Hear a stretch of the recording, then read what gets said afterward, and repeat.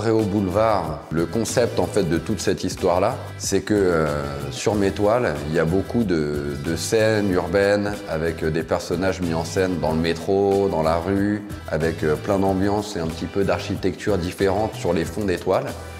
Et là, vraiment, l'idée, c'était de réussir à faire rentrer le visiteur à l'intérieur d'une de mes toiles.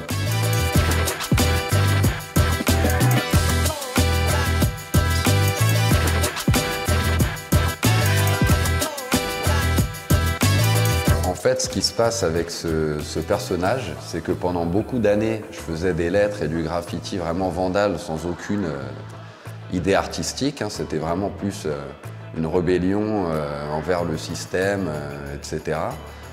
Et à force de faire des lettres, en fait, je dirais que quand tu fais des lettres, tu parles beaucoup aux amateurs de graffiti et de lettres. Et un jour, en me lançant dans le street marketing, pour promotionner ma marque de fringues, où j'avais inventé un petit nounours énervé. Pour promotionner la marque, j'ai commencé à coller des affiches de ce nounours-là dans les rues de Barcelone ou de Paris. Et à ma grande surprise, je me suis retrouvé quelques mois après, juste en quelques affiches, à apparaître en couverture de certains livres d'art urbain. Et donc ça m'a convaincu de me dire, attends, j'ai fait juste quelques petits nounours dans la rue et ça a parlé à une diversité de gens quand même assez intéressante. Et donc j'ai commencé à faire ce personnage-là vraiment en graffiti dans la rue et à le ramener sur toutes sortes d'œuvres, sur des toiles. Et je trouvais rigolo de pouvoir un petit peu communiquer avec ce personnage-là des situations un petit peu du quotidien énervé, donc un petit peu de provoque aussi d'une certaine manière, mais tout le temps avec cette petite touche d'humour, parce que je trouve qu'il a une tête assez rigolote, il est super facilement identifiable. Il y a un truc que j'appelle le cartoon jacking. Donc il y a le carjacking, c'est le vol de voiture. Et moi, avec mon nounours, je fais du cartoon jacking. Donc je vole tous les cartoons. Et je dirais que quand les personnages portent les têtes de nounours, ils deviennent un peu dingues et ils font du graffiti vandale, ils se battent avec la police, ils font toutes sortes de trucs relativement rigolotes.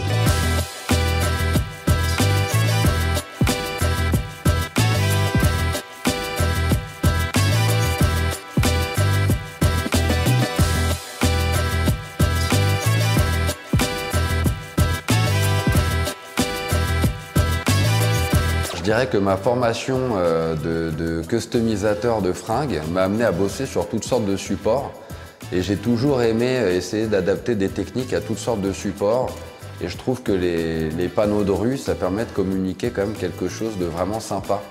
C'est-à-dire que tu les vois, c'est des panneaux que tu vois au quotidien tous les jours dans la rue et je trouve que l'idée de les sortir un petit peu de leur univers et de réussir à récupérer la signalétique pour raconter des histoires, je trouve ça super sympa. Donc là, dans cette exposition, il y a pas mal de panneaux de signalisation, des Tintoretto, toutes sortes de supports différents, quoi. Et après, il y a autre chose aussi qui me plaît, c'est que par les différents sujets que j'aborde avec le cartoon jacking, ça permet de faire un clin d'œil à tout un peu les BD, les choses que j'ai pu voir dans mon enfance, les dessins animés un petit peu rigolos. Et ce que je trouve qui est top avec ça, c'est que ça te permet de parler à toute une génération, en fait à toutes les générations. C'est-à-dire que par exemple, quand tu fais un sujet avec Tintin par exemple, à la fois tu peux parler aux enfants de 6 ans, 7 ans qui ont pu lire les BD ou voir le dessin animé, et à la fois aux gens de 80 ans. Donc ça, je trouve que ça ouvre le panel. Je trouve ça super sympa de pouvoir vraiment communiquer avec tout le monde.